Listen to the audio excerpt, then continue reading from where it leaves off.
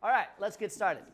So, my name is David Judd, or DJ, as they say, and something that's been on my heart, on my mind, ever since I was a kid was evolution, the theory of it, and its proponents get more ardent and stronger every day, and sometimes Christians can have a really hard time answering what people call their proofs for evolution. So here we've got some. Quick disclaimer, I'm not an expert in science or any of these fields. I do have my master's in rhetoric, so I am a learned person. I have an amount of understanding on these things, but you don't need to be an expert in science to know these things. And what I have for you here is a list of proofs that people have for evolution, and then the problems with them, the weaknesses in them. And one thing that I want you to know, I am going to be quoting a lot of scientists on this one. Not a single one of the scientists that I'm going to be quoting is a Christian scientist. Okay, they're all atheist scientists. Most of them are evolutionists on this one. So I'm not taking this from biased sources. I'm just taking it from people who care about science and how it works. Let's pray. Father, thank you very much for today. I thank you for this time that I get to spend with my brothers and sisters. And Father, I pray that we would always pursue truth, objective truth. We know that you are the way, the truth, and the life. And anything that contradicts you must then be a lie, Father. So I pray that you would guide us all, show us all what real truth is, and that we would learn something along the way. In Jesus' name, amen. Okay, so we have theory disguised as truth. Today, a lot of people believe in evolution, and through that belief in evolution, they then don't believe the Bible. Or what it starts out as is they'll say, well, I believe the Bible and evolution at the same time. And then what that turns into is they'll say, well, I don't know if I really believe that the Bible is like literal. I don't know. I don't think it's meant to be taken literally. I think it's more metaphorical. It's just sort of the broad strokes of things. And then what that turns into is, well, I don't know if we really need to follow the Bible. We can just, I don't know if God needs us to follow all these rules and things. As long as we love God, as long as we care for other people, we'll do it, which then eventually turns into, I don't need to be a Christian anymore. I know that sounds like a slippery slope, but I've seen it happen so many times. It's a natural progression. Anything that contradicts the Bible will lead you away from God. Anything that stands in the way of the Bible will lead you away from God. And evolution does that for a lot of people. I think you'll see pretty quickly that there's no real way to believe in evolution, and I'll explain what I mean by that, and the Bible at the same time. I don't think they're compatible in any way. All right, so next slide, my love. My wife is once again made all the good parts of this slide. I just gave her this big jumbled garbage looking thing and she made it look nice. So let's define some things really quickly, okay? When we talk about evolution as Christians, we're talking about what they call macro evolution. Macro evolution is a change from one species to another species, right? That's what Christians take umbrage with. That's what we disagree with. We don't believe there's evidence of that ever happening. Now, we do believe in what's called microevolution. Microevolution is the way that a species adapts, right? And that happens all the time. You can see it anywhere. Anywhere that you look, you'll see species adapting in little ways through all the time. That happens, and we believe it's part of God's magnificent plan. Yeah? Those are just terms for vertical and horizontal evolution. Yes, absolutely. So when Christians say evolution, we're not talking about microevolution. We believe in that. We can see that. That's observable. You can see it. You can test it. We take issue with what they call macroevolution, this idea that one species can become another species if given enough time. We don't believe there's any evidence for that. So from now on, whenever I say evolution, understand I mean macroevolution. And never let anybody prove microevolution to you and pretend that they've just proven macroevolution to you, right? That's what they say. You don't believe in evolution. Well, just look at, Darwin's finches is a great example of that. There's 12 different subspecies of finch, all with different beaks to help with different kinds of things, right? You can observe that. That makes sense, but it's not proof that a species can turn into another species. All right, so with that out of the way. Oh, and if you want to, I can send you a link to this. I've got links for each of the things that I have on here. I'm not just making these things up myself. And these are from a site on evolution. So once again, I think one of my sources is Christian. All the other things that I'm taking from are non-Christian sources. All right, next slide. So let's see why we think that the Bible and evolution can't coexist. They cannot. Obviously, we have Genesis 1, the explanation of creation. So turn there with me. We might as well read what the Bible says. It might be hard to find. Just find the table of contents and then go to the right. You'll be there. I assume we're all there. In the beginning, God created the heavens and the earth. The earth was without form and void, and darkness was on the face of the deep, and the Spirit of God was hovering over the face of the waters. Then God said, "Let there be light," and there was light. And God saw the light, and that it was good, and God divided the light from the darkness. God called the light day, and the darkness he called night. So the evening and the morning were the first day. Then God said, "Let there be a firmament in the midst of the waters. Let it divide the waters from the waters." Thus God made the firmament, atmosphere, and divided the waters which were under the firmament from the waters which were above the firmament, and it was so. And God called the firmament heaven. So the evening and the morning were the second day. And this continues on. We believe that 7 days, 6 days of creation, 1 day of rest, that God created this time. And we take it literally. Now, some people will say, well, the Hebrew word for day can also mean an indeterminate amount of time. So like, you know how they say like, in the days of Elijah or Noah, that sort of thing? It doesn't mean a literal day. It means an amount of time. But when it's specifically enumerated, first day, second day, third day, that Hebrew word for day never means an indeterminate amount of time. It always means sun up, sun down, right? Now, people will say, but what if it does mean a long period of time? So maybe the first day was like a couple million years, and then the next day was a couple million years, and maybe evolution was taking place during that time, so these two things, they work together, they're copacetic, right? Unfortunately, it doesn't work that way, because we know one thing about what happened when sin entered the world, and that truth that we know, it can't coincide with the theory of macro evolution. So, you guys know what happened. Turn to Genesis 2:17. One page over it should be. God creates Adam and Eve, right? Adam first, Eve came from his ribs, so that they could be helpmates to each other, equals. And he tells them, hey, you can do whatever you want in this time. But, verse 17, but of the tree of the knowledge of good and evil you shall not eat, for in the day that you eat of it you shall surely die. Right? Death did not exist in the world until Adam and Eve ate from the fruit. Does anybody know why this fact disagrees with evolution, the theory of evolution? Yeah. For something to evolve, it has to go through generations, which involves. Yeah. If there were millions and millions of years, with generations after generations after generations to get there, there'd have to be death after death after death after death, until finally humans evolved, right? There would have had to be millions and millions of deaths in order to get there. But the Bible teaches very clearly there was no death until the Garden of Eden, until humans. So these two things are incompatible. Let's just make sure this isn't just one verse that says it. Genesis 3:19. They screw up, right? Eve does it out of ignorance. Adam does it, the Bible later tells us, out of pure disobedience. And he curses Adam. God cursed him. He says, in the sweat of your face you shall eat bread till you return to the ground, for out of it you were taken, for dust you are, and to dust you will return. He says, now you will die. And Satan, of course, tempted them to do that, and he told a half-truth. He said, you won't die, in parentheses, right that second. They said, wait, what did you say there? He's like, oh, nothing. I wasn't saying anything. I just said you wouldn't die right then. And so death entered the world. And in the New Testament, it confirms this. Everybody turn to Romans 5:12. Romans is the, sixth book of the New Testament? So if you hit Acts, just one more.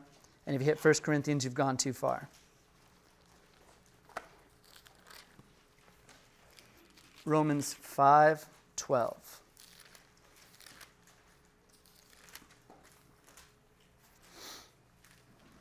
It says, therefore, just as through one man, Adam, sin entered the world, and death through sin. Death started because of sin. Before sin was in the world, death wasn't in the world. And thus death spread to all men because all sinned until Jesus came and then saved us. But that's not what we're talking about, but it's still a cool thing. obviously. Death couldn't exist before sin came in. That's what the Bible clearly states. There's no way around that. There's no way to believe that death existed beforehand. The death of living creatures. Obviously, a whole lot of plants died in the Garden of Eden. I'm sorry to break it to you. If you're a plant lover, they got eaten. So that's where we stand. That's what we have to believe. If we're to take the Bible at its word, and I'm not saying, oh my gosh, I'm not taking something super metaphorical and making it literal. It's very straightforward. The only straightforward reading of this is to understand that's what the Bible says. So then, one of the two has to be right. It's either evolution or the Bible. Now, I know what you're thinking. You're like, I don't know. Maybe that means I shouldn't believe the Bible. That's why we're here, right? So what are the proofs of evolution? I think that's my next slide. Hit it, babe. Yeah, here's the big proofs. I just looked up what are the biggest proofs for evolution, not from a Christian site, from a different one. Is this, the missing links that they've found, right? The fact that they feel as though they can track the evolution of humanity, well, into humanity, from lower life forms, and they have those things to get there. Carbon and radiometric dating, right? The fact that they can date the Earth and say that the Earth is 4.5 billion years old. So if the dates that we have in the Bible are correct, how can it be 4.5 billion years old, right? And if we have fossils that we can date that are billions of years old and no humans were around during that time, wouldn't that prove that death had to have happened before humans came around?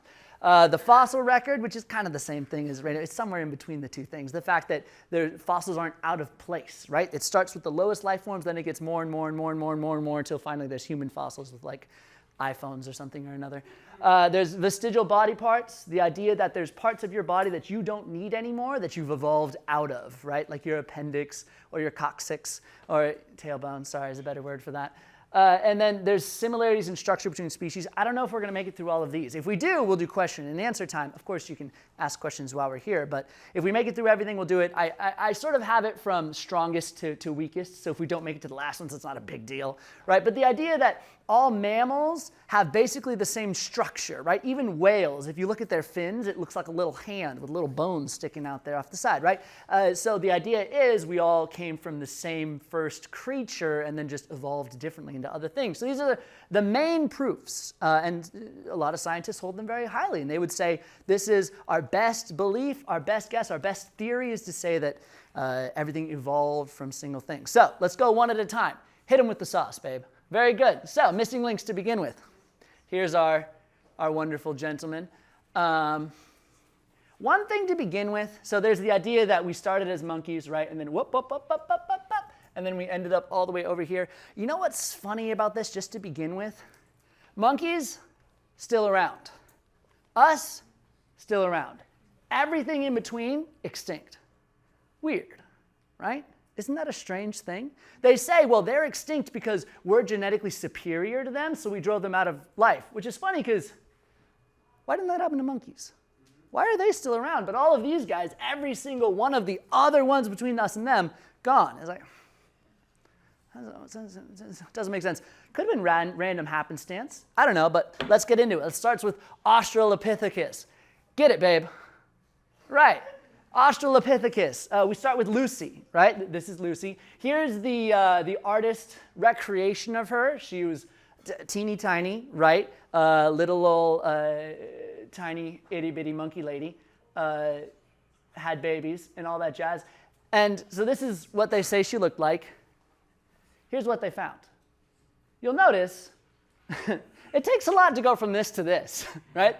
They saw this over like a period of the size of this room. They found 300 fragments of bone. They put them together and they decided that proves without a doubt that there was a walking monkey at some point. You're like, oh, very good. Yeah. Not that one. You're thinking of the Nebraska man. The Nebraska man was another one. They're like missing link, and then 20 years later, they're like, it was a pig tooth. And they made an entire man and his wife off of one pig's tooth. They're like, yeah, we got it. Crazy. But yeah, one thing about this that's unrelated to what I was saying, one of these bones that I actually found out later is actually just a monkey bone. It's a bonobo monkey. And they're like, whoops, how'd that one get in there? Crazy. What they say is that this bone and that bone are the only ones that matter. With those two bones together, they know for a fact that there was a bipedal monkey that existed And it must have been an ancestor or a missing link between regular monkeys and humans, which is, it's crazy, all right? So just so you know, when people show you, they're like, well, we know that this existed. What they mean is they found this at some point eventually, and then they're just like, I see it, right? All right, next slide. Next we have Java Man. Here's him and his wife, I think, and their buddy over here. Of course, fully fledged, almost upright human, right? And what they found was the top of a skull and a femur, okay? That's what they found. Vaguely close to each other, they found a skull that looked like it was human and a femur that looked like it was ape, and they're like, yo, we did it! We've proven it, right? Yeah.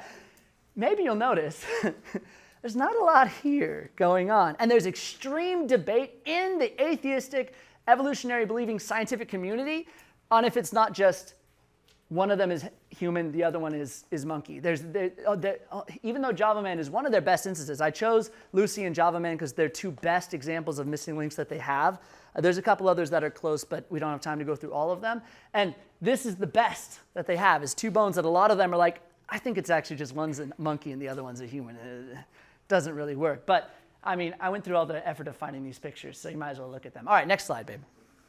So here's the scientific conclusion of basically half of even evolutionists is that Australopithecus, they were just apes, right? Even if they existed, even if there was a bipedal ape, it was just that, an ape. It wasn't a half human, half ape thing. It was just an ape that was a little different from the other apes. So Charles Ernest Oxnard, he's got all those degrees, not a Christian, right? He says these fossils, the fossils of the Australopithecus, differ more from both humans and African apes than do those living groups from each other.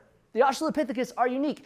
This guy believes that they exist, and he says they're just a different species of ape. Right? He's like, they're not a missing link between apes and humans. They're a completely different thing on their own. He said there's no transition between the two of them because they're too different from either of the two sides, right? You'd be closer. You'll find more similarities between apes and humans than Australopithecus and humans, right? Solly Zuckerman, and once again, not a Christian, an evolutionist, he says they're just apes. Right? Even if those fragmentary parts of bone are real, even if they did like see through the matrix and construct it all correctly, that doesn't prove that there was a human who was once a monkey. It just proves that they were apes that were different looking than the other apes. That's it, right? And this is as good as most people get. So that's the Australopithecus, right? Even if they existed, they were just apes. And there's nothing wrong with being like, oh, that's a weird looking ape. That's a strange looking thing. There's all sorts of strange things in history. Doesn't prove that one turned into another thing. All right, hit it, babe. All right, next is the Neanderthals. Have you guys heard of a Neanderthal before? It's kind of an insult sometimes. Unless people call you Cro-Magnon, that means that you're traditionally attractive, right? The Neanderthals were those dudes with the huge foreheads that stuck out like this, and people are like, those must be the ancestors of humans because they looked different from other humans. They were just people, right? Imagine dying and then thousands of years later, people are like, you're proof that humankind was once monkeys. It's like, how rude. Yeah, Wes. Wait, if you're going to do it's like we don't have time for it, Wes. All right, very good. I appreciate you. Wes is one of my guys. He's great. All right, so people see them as this almost human, almost ape thing. They were just humans, and it's likely a lot of them just had, it was a group of people who were all afflicted with the same malady, probably rickets. So Rudolf Virchow, once again not a Christian, said that the fossils of Neanderthals were just modern man with rickets or arthritis, right? That's why they're kind of stooped over. That's why they have thickened skull, because they probably just had arthritis or rickets. Every time they find a skeleton, and they're like, oh, it's a Neanderthal. It was just some dude with rickets, right? And then they're just clumping them all together and then dating them based on where they are, not on what they actually are. Francis Ivanhoe, once again, not a Christian, says that it's probably a vitamin deficiency that makes them look different, right? They're just regular dudes with a vitamin deficiency. You'll probably see some people out. There's people alive right now that if they were buried, people would be like, Neanderthal. How rude. And then get this, okay? They're supposed to be our ancestors, but there's proof that even evolutionists accept, like the Swanscombe skull, that proves that there were humans who looked like us that predated the Neanderthals, right? The Swanscombe community, Homo sapiens like us, they were around before the Neanderthals. So somehow we evolved from the Neanderthals even though we were around before them. That doesn't make any sense, right? It doesn't work like that. And this isn't, listen, when I was doing my research for this, there's a lot of Christian conspiracy theory stuff that's out there, all right? Christians, we're good. We have a tendency to latch onto things that aren't true and then pretend that they are because it just agrees with us, right? I went through a list of so many things, and a lot of them were fake. This one, evolutionists will verify this. They're like, yeah, they existed. Yeah, they were around before Neanderthals. And it's like, how could they? It doesn't make any sense. So they'll agree with you on this one. They'll say that Homo sapiens predated Neanderthals, and yet in the same breath they'll say, but Neanderthals evolved into Homo sapiens, obviously. Obviously. So it doesn't make any sense. There's no way that that could happen. And we'll talk about that when we get to the fossil record, which is, it's all sorts of screwed up. So, all right, continue, babe. So this is it. It basically, all the missing links that they say they find are either just apes or humans. They're either just a different kind of ape, an extinct species, or humans that looked a little bit funky, right? Or hoaxes, right? Like Nebraska Man was just the tooth of a pig. Piltdown Man was a deliberate fake that they made, and then the whole atheistic evolutionist community were like, yep, he's real. Then they're like, no, I made it up. And they're like, that stinks. And there's one other big one that I can't remember. That a lot of fakes have been involved with the missing links.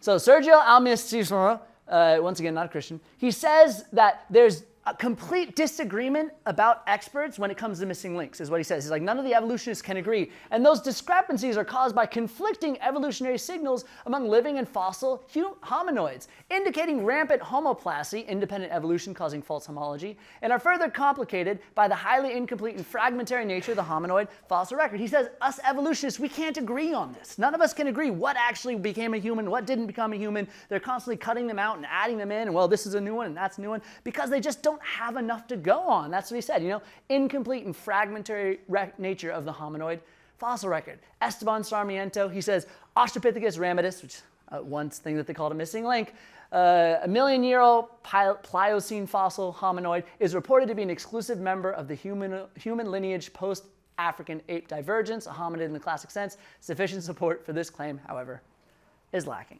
And you'll find this for every individual missing link, okay? What they'll do is they'll show you the whole tree with like 50 different ways that people evolved and didn't evolve and go in there. When you see all of it at once, you're like, oh my gosh, that's so much proof. If you go into each and every one of them individually, which we don't have time for, there will always be at the end of it a non-Christian scientist going, it's not really all that good of evidence, but those other ones, those ones are good, but this one isn't really all that good for every single one of them. I challenge you, do it. Go into them if you want to. If you're like, well, choose one at random. And if you go and do it, if you find what the experts actually say, they'll say, not that great. Probably wasn't actually a missing link. Even though in the broad sense it seems so strong, each individual example of a missing link is severely lacking, both in evidence and in integrity. What happens is they really want to believe this. They want to believe in this theory, so they take leaps to get there. And we all do this, right? If we have an overarching worldview and we see something that kind of conflicts with it, we just sort of ignore it, right? And if we see something that kind of works with it, we're like, that's perfect. That's what's going on here with these missing links. All right, continue. All right, carbon dating. Carbon dating is easy. It doesn't work, all right? It only works if you're dating something really recent, right? Then it's great. Anything past that is basically garbage, and almost any time if you carbon date something twice, you'll get two completely different things for it, unless it's a very recent thing. Like, for instance, the carbon dating of the Dead Sea Scrolls within the last 400 years or so. That's easy. Any long-term carbon dating, worthless, right? And for a long time, that's what evolutionists were touting. They're like, this thing was carbon dated, thousands of years old, millions of years old, hundreds of thousands, millions. It must be true. Wildly inaccurate is all that I can say. But so now they have radiometric dating, which is like, well, this is much more accurate. So hit it, babe. Very good. So I will admit this, radiometric dating is consistent, right? If you date something twice using the same dating method of radiometric dating, it will give you the same date each time, which is good. It's a lot better than carbon dating, I'll tell you that much. But here's the problem with it. So here's how dating works. Guy meets a girl, right? And So, all right. Here's how it works.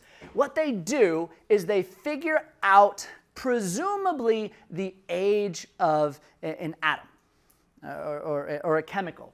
And then they decide, well, here's the percentage to which it is broken down. So if it's broken down by this much, we can probably assume that it started here, right? So then we can age it backwards. The problem with that is it assumes a lot of things that we can't prove, right? For instance, these ones. This is my only Christian source. All the other ones are non-Christian. It suggests we can reasonably reconstruct the conditions when the process started, which we can't, right? If we're talking about something that existed before any of us were alive or before science existed, we can't restart how this thing started. And it could have been wildly different than they think. It also suggests the rate of change has stayed the same throughout the past, which we can't prove, right? Why do you think scientists have such a hard time right now proving global warming? It's because we can't actually reliably prove the temperature of the world past like 80 years or so, because we just didn't keep track of those things. We can try to, but it's bad to. And you're telling me that we can then reliably prove that the rate of decay of atoms has stayed the same throughout all time? There's no way you could prove that. Things could have happened that could change it, and that can happen all the time, right? Things can affect it, can change it. Atoms can age, or they can not age faster or slower than other things. It happens constantly. So how can we assume that the rate of decay has stayed the same all the way through, and that nothing has happened to contaminate the process? And if you want to look up inconsistencies with the radiometric dating, it's all out there too, right? So when someone tells you the Earth is 4.5 billion years old, there's no way to prove that. There's no way, because you would have to have been there 4.5 billion years old to see how these things that they're measuring started, what they started at, and then you'd have to have been there for the next 4.5 billion years to make sure that the rate of decay has stayed the same. And literally, it's impossible, right? There's no way. And they'll even admit that, right? They wouldn't claim that they know for a fact. They would just say, this seems to be the case to us. And of course, seems to be the case from a scientist turns into definitely the case for a journalist, turns into Christians are morons for just some random dude on the street. That's just how it goes, right? So this proof that the Earth must be this age because of these dating methods that we have, it can't work that way, unfortunately. It'd be nice. It'd be nice if it did, but there's no way that you can reliably date something like that. It's too ugly. All right, next slide, babe. So what about the fossil record, right? The idea behind evolutionists, and this is one of their big talking points, is that, hey, if you go to the very lowest strata of the Earth, you'll find microorganisms, right? And then from there, you'll find really basic level creatures. And then from there, dinosaurs. And then you'll notice there's this trend from the most basic to the most complex in the Earth, right? And they'll say, that doesn't change. You never see it flipped around. It's always the most basic to the most advanced. So what must have happened is it took millions of years, and they died and were stopped, and died and were stopped, and the stratum built until we have what we have today, right? And it's true. Most of the places that you look, you'll see that the most basic, lowest strata have the most basic, lowest life form. But what they don't tell you is that fossils are almost never turned into fossils over a long period of time, right? It's almost impossible for something to become a fossil over a long period of time, because let's say I died right here, right now. That'd be bad, surely. I wouldn't turn into a fossil, right? Because you'd take me off, you'd bury me somewhere. Or animals would come and they'd break me apart, or my bones would dissolve to get there. Basically, in order for something to become a fossil, it has to have been put under some sort of catastrophe. Almost 90% of the fossils that we have were created by some sort of catastrophe all at once. Question?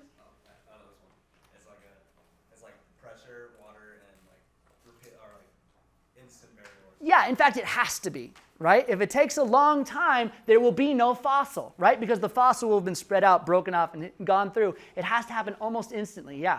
Can't we prove the flood because we find like fossils of seashells up in the mountains? Gosh darn it, you're ahead of me. Yes. What would make sense? So basically, it's floods. Floods is what creates fossils. Now, an evolutionist will say, well, there's been a lot of really small floods all throughout history, and every time a small flood comes through, we get some fossil records, and then those go through. What a creationist would say is, maybe there was one big flood. know. Like, why does every society on earth have a flood story, right? Every society, the ones who live near the water, the ones who live far away from water, they all say at one point the whole earth was submerged in water. I wonder why. Maybe it's because they all came from the same dude, Noah. I had to say that slow. I always get Noah and Moses mixed up. It's really sad. But yeah, and then there's 1,000 things that do that. So you can't say that a fossil was made over millions of years. It's impossible. Fossils are always made, well, 90% of the time, by quick catastrophes. And then what would happen if there was a flood, right? If there's a worldwide flood, the more basic creatures would die instantly, right? Single-celled organisms would die like that at a flood, right? And then the bigger, the larger ones, the less complex ones would die pretty quickly too. And do you know who would be at the top? The more advanced ones, birds, humans, people who could live a while before they are eventually settled into it as well. Now, that's regardless of what we're talking about. I'm not actually here to argue to you that the Bible is true, even though it is. I'm just here to show you flaws in evolutionary logic. So, since they're basically the only two options, these are what you got. The Encyclopedia Britannica, okay, not Christians, okay, this is a huge article about why evolution is correct. They say the fossil record, however, is far from complete and is often seriously deficient. And then they go on to be like, but totally believe in it. You should, yes, it's correct. Although, far from complete and often seriously deficient.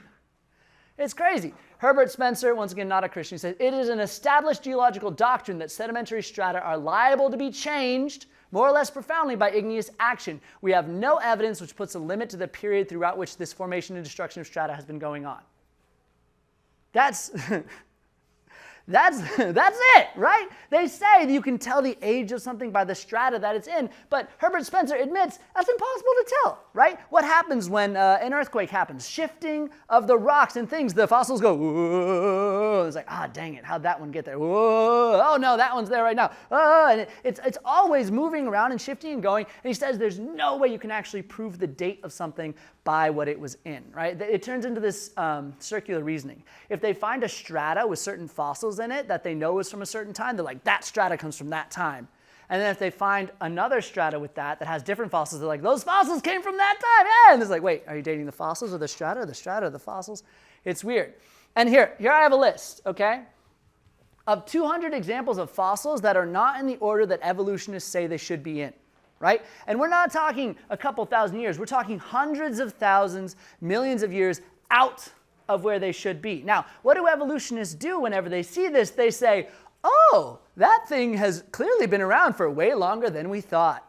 Cool. And then they just sort of bump up the amount of time that thing was in. They're like, it existed between these two. Then you find one out of it, like, from here. Then you find another, like, oh, from here. Oh, from here. Oh, from here. For here. And you get these wide, long ranges that these species lasted for millions of years. And it turns into, it's called inductive thinking. Right? You just start with a conclusion. Evolution must be true, and so you fit everything into that. Even though there's at least, and this is just the beginning of it, 200 examples of fossils that aren't where evolutionists say they should be and don't make any sense with what they're trying to say. The fossil record is actually, seriously, not my words, far from complete and often seriously deficient. That's the end result of it, right? It's not something you can draw strong conclusions from. It's actually pretty weak. All right, next slide, babe. All right, we also have living fossils, which is a strange thing. A living fossil, this is not a Christian definition, it's an evolutionary definition. A living fossil is a creature that hasn't evolved in hundreds of millions of years. And there's over 103 examples of this. Creatures that they have fossils from hundreds of millions of years ago that are the exact same as they are now, including crocodiles, right? That's an alligator. Including alligators, same thing, basically, right? Except for the long snout, it's the other one, right? Crocodiles, evolutionists say, haven't evolved in hundreds of thousands of years. Millions of years, right? How's that possible? How is it possible for, in the same span that humankind apparently went from monkey to man, the crocodile has gone completely unchanged, right? How does that happen, right? They'll say they don't need it. All right, let's not pretend that crocodiles are perfect, right? They can't even move that quick. When they're running on the ground, they're like, right? They have to hibernate, right? Why wouldn't you have evolved into not needing to hibernate? Yeah. On that, like family tree, I guess, it says like the single cell organism and how they like Uh-huh. That what they say the single cell organism is that went to humans and then it split off and the octopus stayed the same. Exactly. Never changed, right? Like, they'll say there was no need for it, but that doesn't work, right? Crocodiles keep dying, right? And not of their own things. Crocodiles keep getting killed by predators. They keep getting killed by natural disasters. There would be cause for evolution, right? If evolution is true, that is, a mutation starts a new gene, and then that gene is genetically useful to them, and so then they grow and they change and they take over another one. That would have happened at some point with crocodiles, but it never has, right? This is just a famous example. You know, like anteaters are another example of this. You're going to tell me that anteaters are the perfect species? They're like, no one can touch me. As long as I have my ants, I can't be killed. Another example of this is the coelacanth, right? The coelacanth, they said, was extinct 500 million years ago. Extinct. Doesn't exist anymore, right? Shame. Never going to saw it. And then they found it in the 1980s. They're like, oh, you're here. And the coelacanth's like, I'm just very socially anxious. Still here. You can find them today. They're around, the exact same as they were 500 million years ago. And they're like, well, crazy that none of them were fossilized between 500 million years ago and now. Come on, work with me here, right? And there's 103 examples of this, things that never change genetically, and that can't be possible, right? If evolution is this driving force, this survival of the fittest is so powerful that it must change, that it has these drastic changes, how could it leave 103 species completely untouched? And, you know, without them going extinct either, right? Because if everything else is evolving and they're not, they should be destroyed based on the concept of survival of the fittest. And there's, like I said, so many more examples of this. Living fossils don't work in that sense. All right, next slide, babe. Okay, hey, we're breezing through this. We'll definitely have time for question and answer. It's a 1 hour thing, right? Killer. We are destroying this. So, vestigial body parts, okay? Parts of animals and humans that are useless now. Did you know that snakes used to have legs? Yeah, it's in the Bible. Yeah, Satan came in the form of a snake and he had legs, and God was like, no, and Satan's like, and he's like, yeah. So evolutionists will say snakes had legs, and then they evolved away, and you can see them right here, the little bulbs. Anybody here have a snake, own a snake? Any of you? You see the little bulbs on the bottom of them, right? They say that used to be legs, right? But they're vestigial. They're not necessary anymore. It's an example of something that evolved away. I can tell you right now, these are not legs, and they're not useless, okay? You can look it up yourself. Not to get crass, they're used for sex, okay? Snakes don't have a lot of arms, so they have to reposition with these things right there. Okay, I'm sorry, okay? This is just the facts, all right? They're necessary, right? That's just how it is, right? I know, I'm sorry. That's my bad.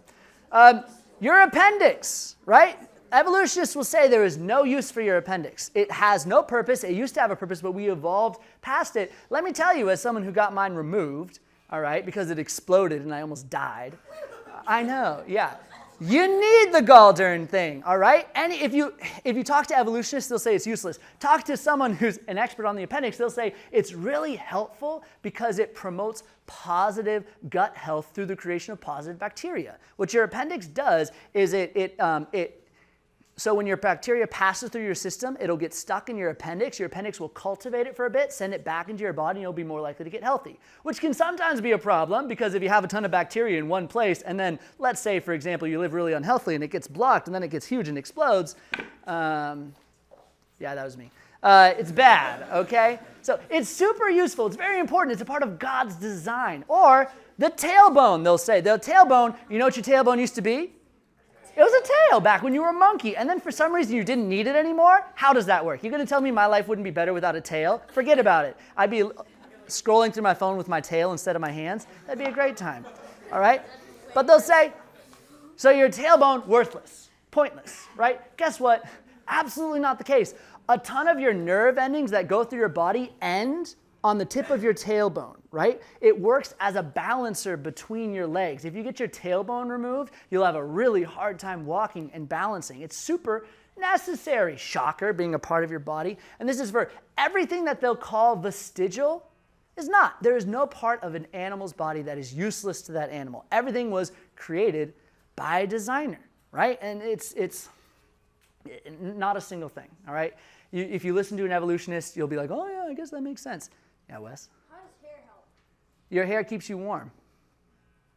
Come on, Wes. Work with me here.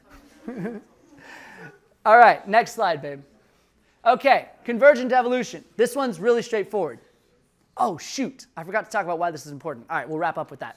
So, check it. Humans, bats, porpoises, horses, they all kind of have the same arm structure, right? Guess what? It was done on porpoise.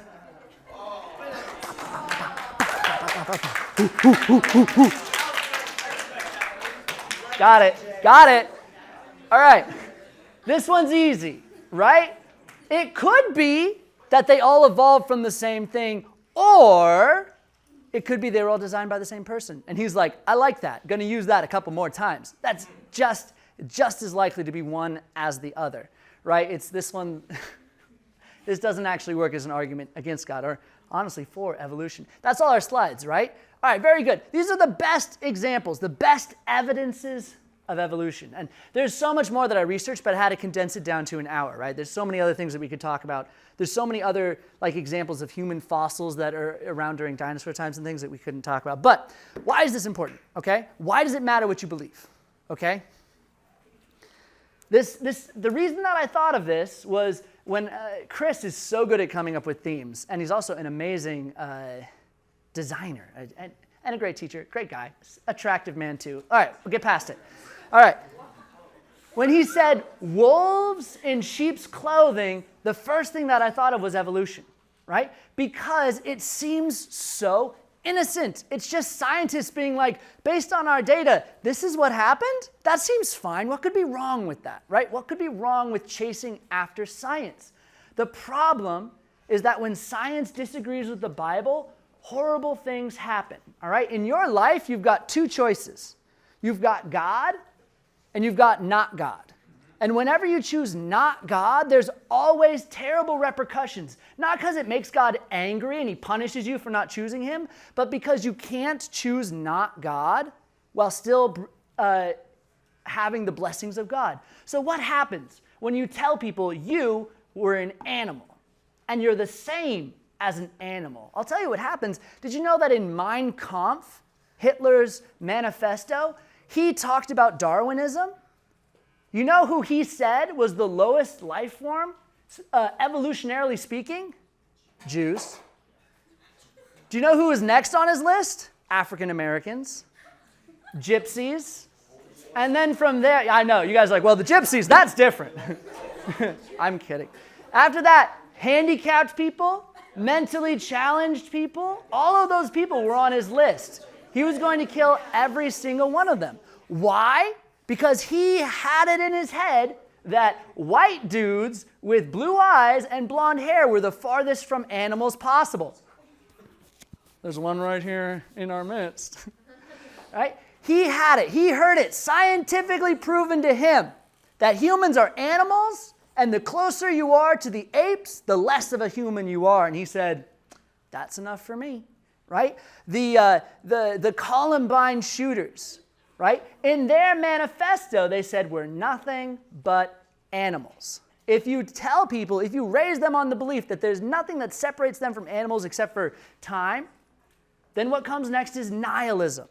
Nihilism, the belief that nothing matters, that you don't have a purpose, that you don't have a soul, that what you do on this earth, how you live your life, it changes nothing, right? Let us eat and drink, for tomorrow we die. That's the end result of evolution.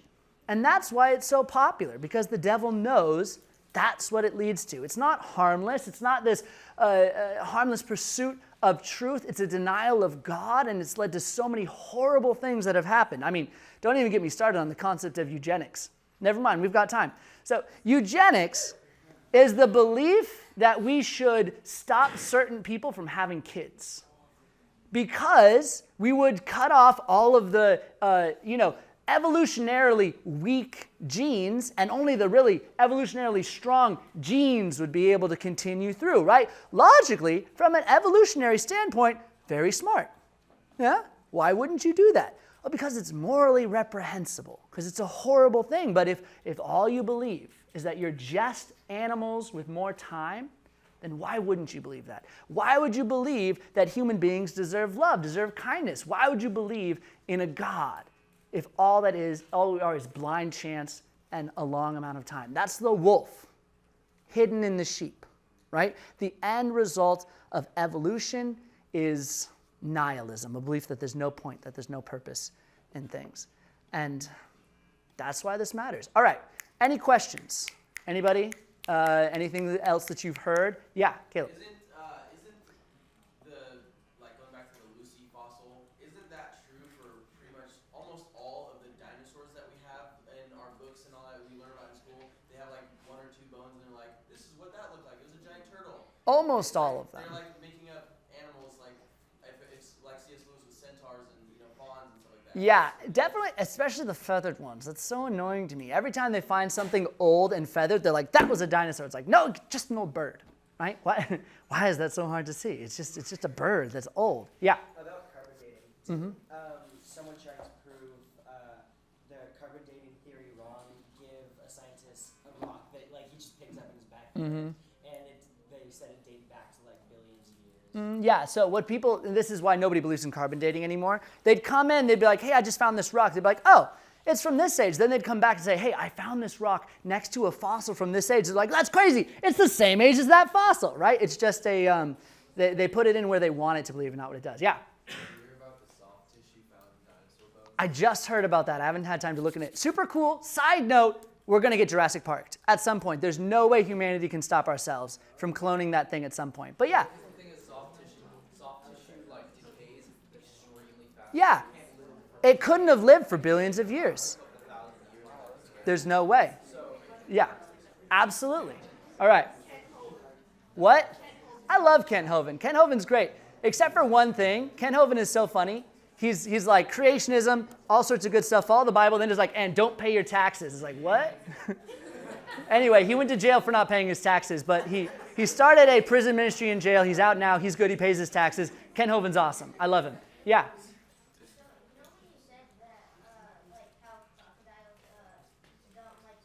Mm-hmm. And the other animal next to the crocodile said that they appeared in 1980. Uh-huh. Oh, that's the coelacanth. Appeared in the 1980s. Yeah. Is there a reason why we didn't find them earlier? Yeah, they're really rare, the coelacanth, and so and they stay in places that humans don't normally go in, and they're pretty low down in the thing. So we all, not all of us, I wasn't alive back then. Despite what some people in my church might say, I was not alive back then. And so everyone just said, well, if we see them in fossils and they're not around, they must be extinct. Versus wondering, maybe they're still around. Yeah?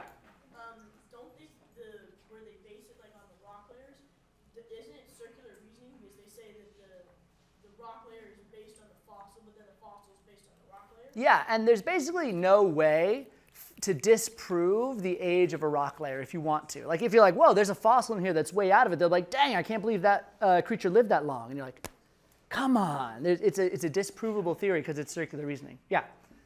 What do we know about like dinosaurs on the ark? Like, did that happen? We don't know for sure. Here's my thoughts. Okay, dinosaurs, they were there. They were on the ark. After the ark, they had a real hard time surviving is what I would say. Because they're not what you would call very energy efficient dinosaurs.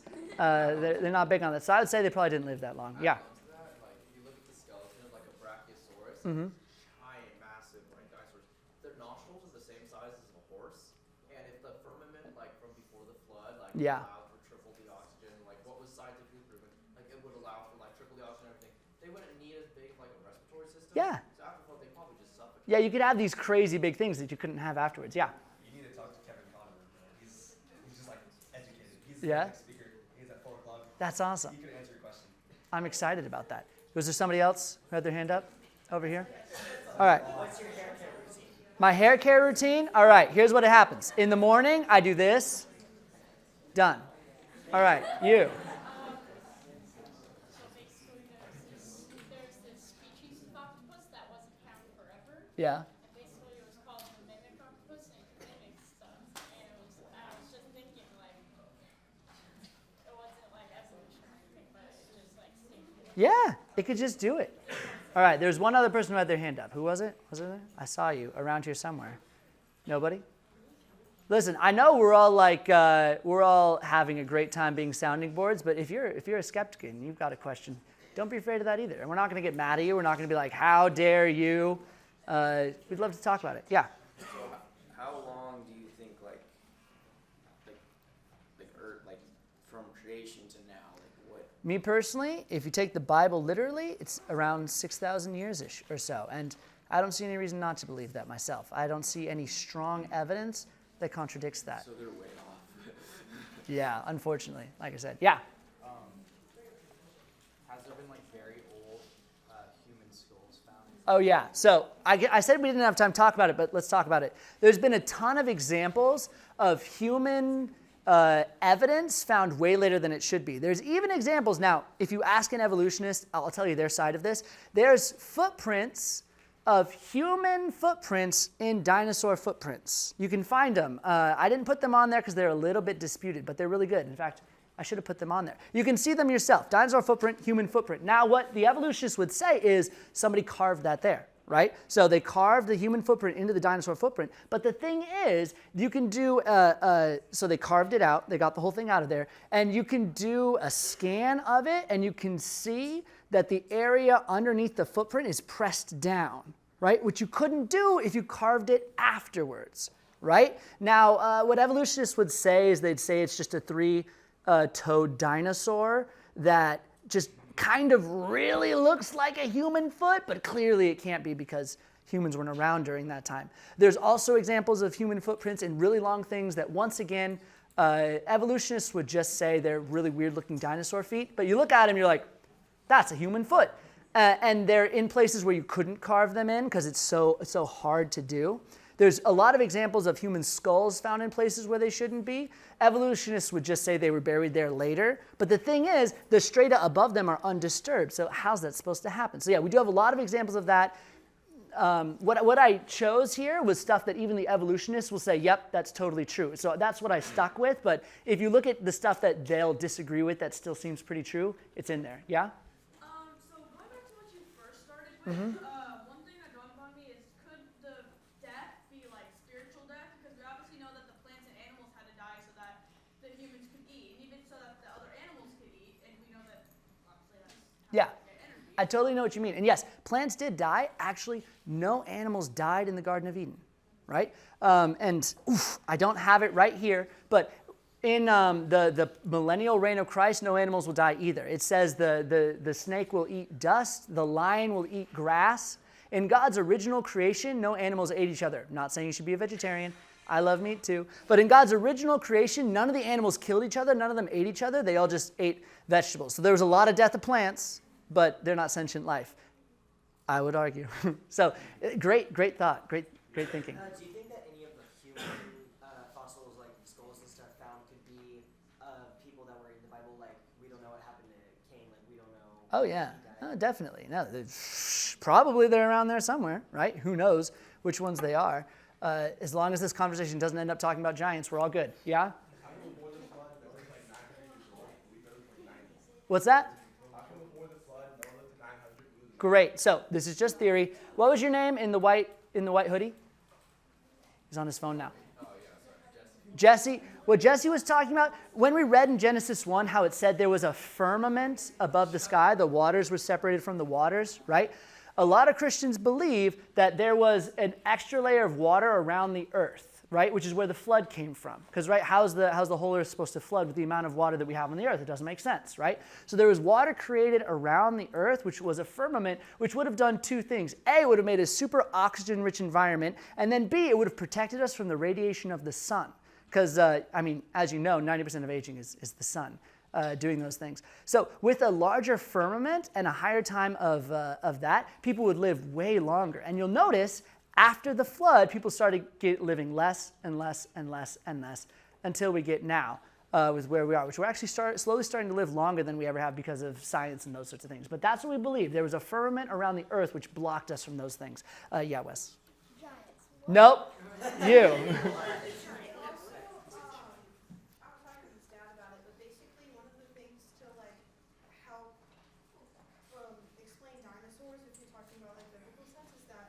Talking about how things would live longer. Well, like you Mm-hmm. So if they lived the same amount that we did, you know, I mean, like I already did like 900 years. all They of get these would huge. massive. Yeah, huge things. Wes, one last chance. Nope, put it back down. All right, anybody else? Thank goodness. Yeah? No! No, no, no. We will not. I will not do that. We will not. Toby? Very good. All right. We're 5 minutes up. Any last questions? Not from you guys? Yeah. No, you. Don't you do it. All right. I'll let you guys out. If you got any questions for me, come up and talk to me. Very well done, y'all. We had a nice job. I love you too.